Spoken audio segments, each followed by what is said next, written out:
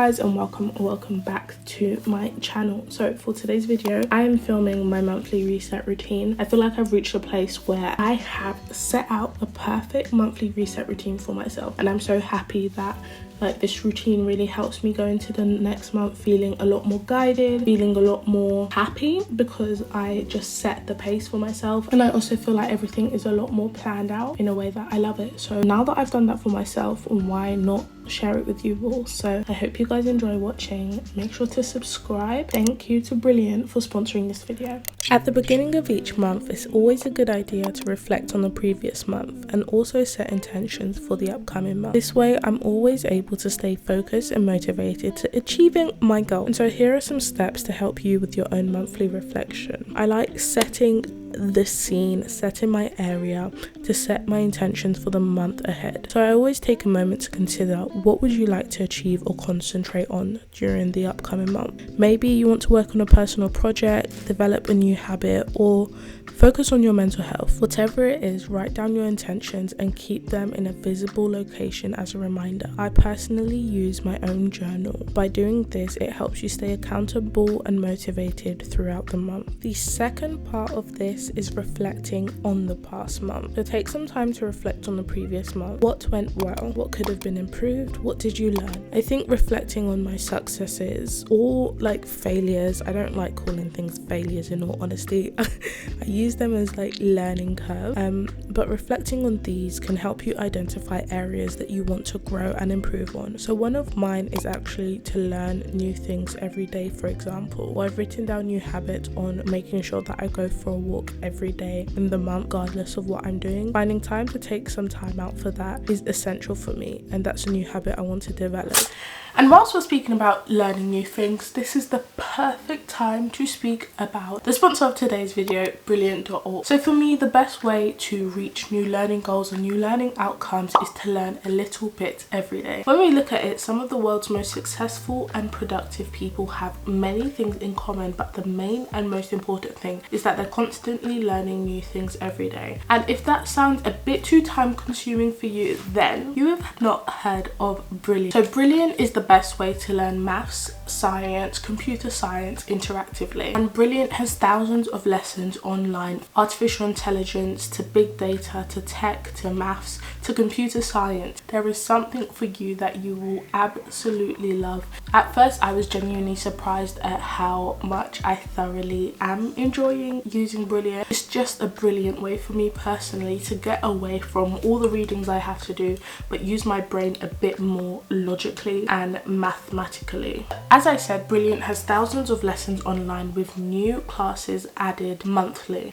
I'm actually currently enjoying this topic on logic, and I started doing it and my brother walked in whilst I was doing it and he started doing it with me. We were actually thinking about the processes and which goes first. I would 100% recommend it. It's so fun, but also it's getting my brain going in a different way to how I usually have to learn and do reading. So I would 100% recommend Brilliant. It is built for busy people, so if you're someone like me who always has something going on, the class logic that I took, or the first section at least, took no more than 5 minutes. So if you have a spare 5 minutes in your day that you want to do something proactively, Brilliant is the perfect place for you. So if you want to try out everything that Brilliant has to offer, they're currently offering a free 30 days, or you can click the link in my description box below. First 200 people to click the link in my description box below will get a full 20% off Brilliant's annual premium subscription. So you can either click the link in my description box below or type in www.brilliant.org/praise/. Thank you once again to Brilliant for sponsoring this video, and for now, let's continue on with the video. Step 2 of my monthly reset routine includes me planning out the next month. It's important to take some time to plan out my schedule for the upcoming weeks. I personally know I am a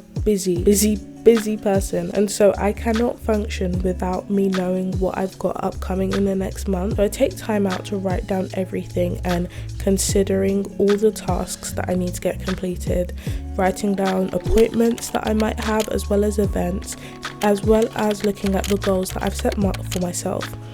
I think it's also a great idea to use this time to connect with friends and family and make plans to spend time with them during the month. One goal of mine was to socialize more this year, and I try to put in my calendar at least once a week going to get coffee with a friend, whether it's from a friend from my sixth form or from my university. I always make sure I slot time in the week to do that. Additionally, I think it's great to review the previous month and look at any necessary adjustments you want to make. I think for me, social connections and social interactions with people have been very helpful in helping me stay motivated and on track. I look and review how my previous month went in terms of how I've organized things in my calendar and look at ways that I can improve it to make not only myself happier but have a more productive or healthier week, shall I say. I love planning my month, and I usually use Google Calendar for this. I write down everything that I need to get done in OneNote or Notes, any note-taking app really, and then I just insert them into my monthly calendar. And so step 3 is decluttering and deep cleaning. So I usually actually do this every Saturday, not a proper deep clean but a general clean. But this step is all about getting your living space in order. So I mainly go through my room and look at the clothes I have, the items I have in there, and see which ones I either want to keep or donate to charity or sell on something like Depop or Vinted. Not only will this make your space feel fresh and clean, but it also helps you feel a lot more organized and less stressed. Well, that's how it makes me feel personally. Once you've decluttered, it's now time to deep clean your room. So if you have any particularly messy areas in your room, cleaning that up. I think starting off with doing the laundry, especially for my bed. Like, my bed is almost my sanctuary, same way my room is. So I love having a nice and tidy room to come back to after a long day. And whilst your physical space is extremely important, I also think your digital space and having a clean digital space is just as important. This includes decluttering your iPhone or your desktop or your phone. When it comes to doing this, there are a few simple steps you can take to create a more organized and streamlined experience. One thing that I always start off with is changing my wallpapers for the month. As you can see here, I had this one. I normally get them from House of Planner. I'll leave the ad on the screen, but I changed my wallpaper to give my device a fresh new look, and it's good to go through and delete any apps or photos that you no longer use or need. This will not only free up space, but it makes it easier to go through your phone and find something that you actually really need. Self-care. This is step 4 and probably my favorite thing to do, but I would say I definitely do not do it enough as I should. Incorporating self-care into your weekly routine or monthly routine is so beneficial, and I've seen the benefits to myself when I actually have done it consistently. But tonight I made sure that I got it done. So as part of my monthly reset routine, I try my best to set aside some time on Sundays in particular to relax and engage in activities that bring me joy and help me unwind. So this usually includes doing some skincare, reading a book, or indulging in one of my favorite hobbies. I love art. I love anything creative, so I love painting. And being able to do that whilst just having a nice atmosphere, a cozy room, is absolutely the dream for me. I recommend this step as well because I think it's really important, and I can't stress it enough how important looking after yourself is and improving your overall well-being. I think self-care plays a major role in this.